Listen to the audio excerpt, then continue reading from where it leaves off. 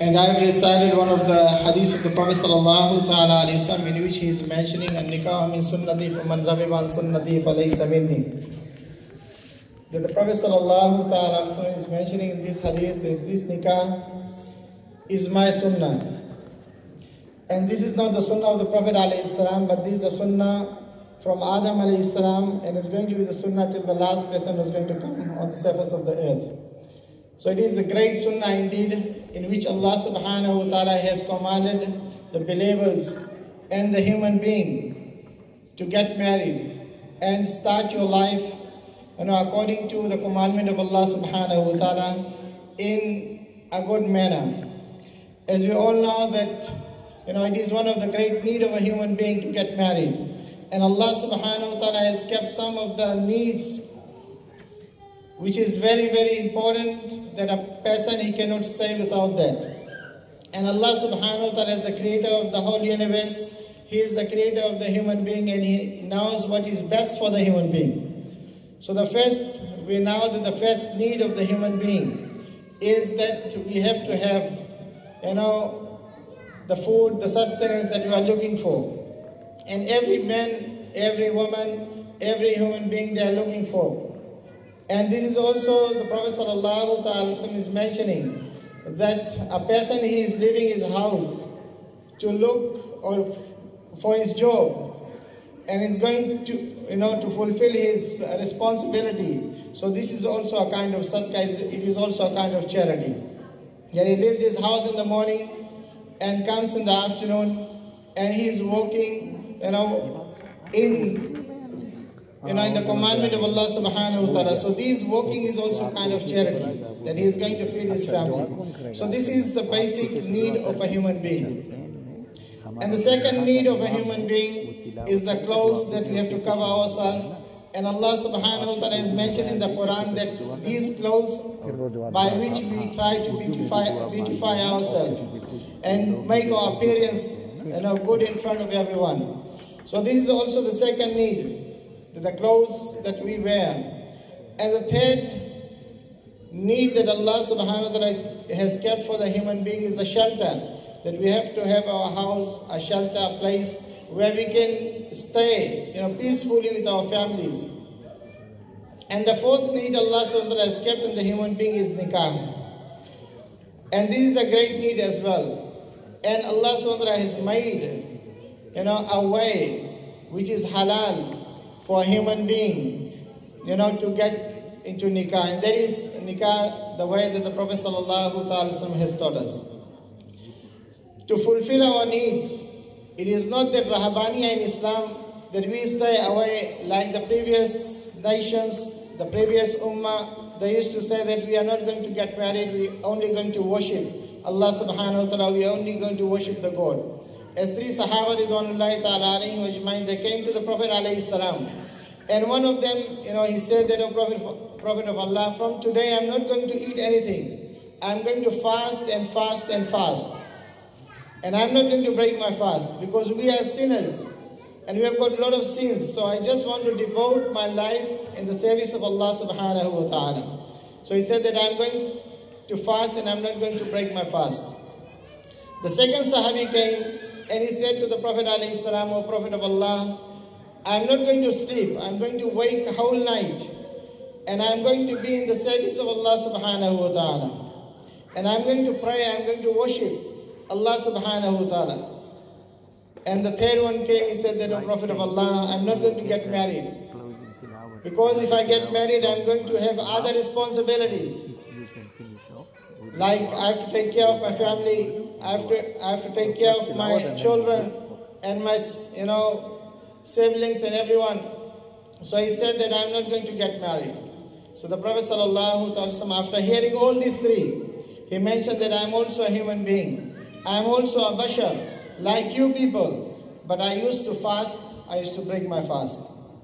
And for the second one, that I used to wake up in the night and I used to worship Allah subhanahu wa ta'ala. On the other side, I used to have rest. Because Allah subhanahu wa ta'ala has kept the right of our body as well. Inna li jasadika alayka haqqan. That your body have got the right to sleep, to have rest. And the third one said that I'm not going to get married. So the Prophet ﷺ said that this is indeed a need of a human being to get married. And I have married and I do worship Allah subhanahu wa ta'ala. So Islam is so simple that anyone can, follow the commandment of Allah subhanahu wa ta'ala. So this nikah is a great sunnah of the Prophet sallallahu ta'ala alayhi wasallam. And in this hadith that I have mentioned, the Prophet alayhi salam said, "An-nikahu min sunnati," that this nikah is from amongst my sunnah. فَمَنْ رَغِبَ عَنْ. So in Arabic is very rich language. One word has got many meanings. So Rabiba basically means that a person who has got desire. But here, فَمَنْ رَغِبَ عَنْ. So when an comes after Rabiba, so the meaning totally go against, the original meaning. It goes opposite. So فَمَنْ رَغِبَ عَنْ, that means a person who go against my sunnah. A person who denies, he says that I'm not going to get married. So he is basically denying the sunnah of the Prophet sallallahu ta'ala alayhi wasallam. So the Prophet alayhi salam said that he is not amongst me, or amongst us. So my dearest brothers and elders, this is the basic thing that by which we can see that the generations are coming. And a person who gets married in a way which Allah subhanahu wa ta'ala has made, halal for him. And by this he is going to get, his children and the progeny and the grandchildren with this nikah. The other day on Saturday, those who were there in the program, I have mentioned that the Prophet sallallahu ta'ala has mentioned in one of the hadiths, "Tunkahul maratu li'arba'in," that a lady, she is getting married. There are 4 reasons behind that. لِمَالِهَا وَلِحَسَبِهَا وَلِجَمَالِهَا وَلِدِينِهَا. That a lady, she is getting married because of the wealth. That some people, they think that, it's a wealthy family. I'm going to get engaged with them, so I'm going to be regarded as a wealthy person. So he prefers the wealth and he gets married. On the other side, some people, they see that, the girl, she is beautiful or the husband is beautiful. So because of this beauty, they get married. And some people, they go for the status and the honor and the respect and the dignity in the community. And they get married that I'm going to be attached with these people who have got status in the community. They have got respect, self-respect in the community. So I'm going to get married, so I'm also going to be, a respected person in the community. So he gets married because of this status. And the 4th person, he gets married to a lady just because of the religious, just because of the deen. That the husband, he has got deen, or the lady, she has got the deen. And he is getting married just for the sake of deen. So that we can start our life. And the children we're going to have, they're going to have, deen as well. And they're going to fulfill the commandments of Allah subhanahu wa ta'ala. Our children, they're going to fulfill the commandments of Allah subhanahu wa ta'ala. And they're going to follow the sunnah of the Prophet alayhi salatu wasalam. So they prefer and they put their priority as deen. And the Prophet alayhi salam is giving the advice in this hadith, "Fasfar bizati deen." Whenever you look for your spouse, whenever you look for your partner, you go for the person who has got the deen. The person who is more religious, so that they can help each other in fulfilling the commandments of Allah subhanahu wa ta'ala. As there are many stories, about Hazrat Umar radiallahu ta'ala. He was Amir al-Mu'mineen, the Khalifa in Madinah al-Munawwara. And one night, he was just walking. And this was the habit of Hazrat Umar radiallahu ta'ala as the leader of the Muslims. So after Isha, he used to walk, in the streets of Medina. So while he was walking, so he came to one door. And from inside the house, he heard some of the conversation between the daughter and the mother. And the mother, she's advising the daughter that you put some water into the milk so that the quantity increases. And it will be easier that we're going to sell in the marketplace tomorrow. And we're going to get more, dirham or dinar.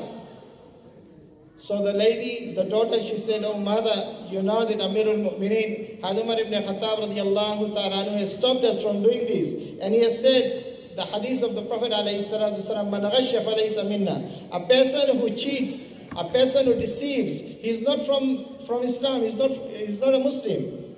So how it is possible for us to add water into the milk?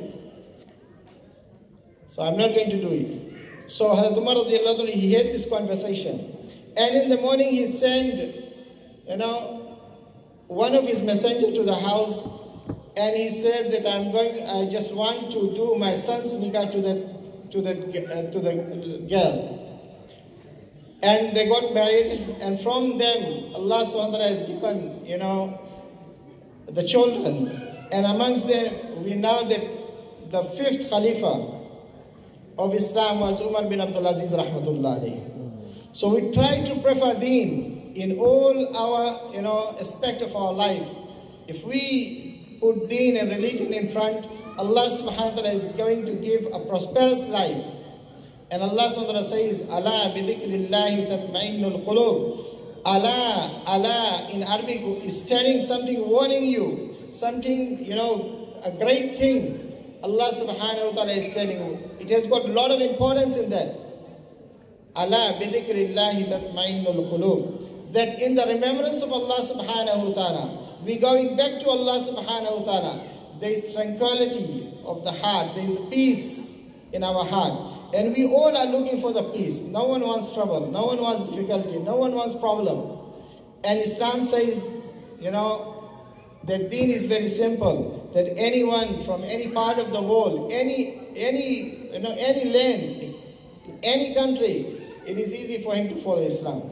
So alhamdulillah, we are very much blessed today to witness this nikah. We ask Allah subhanahu wa ta'ala that Allah is going to give barakah and blessings and rahmah between these two couples and give them mahabbah and love and affection between them. And Allah is going to accept them, accept their children, and accept these two families who are combining because of this nikah to have love and affection between them. And also we try not to forget our parents. The parents who have nurtured us, brought up, they did the upbringing of the children. They spend their whole life just for the children. So it's not that we, after the nikah, we just forget our parents. We try to stick with our parents, take their advices. And now, inshallah, tomorrow we are going to be the parents. So may Allah gives us tawfiq and understanding, inshallah. Jazakumullah khair for hearing this talk. Jazakumullah.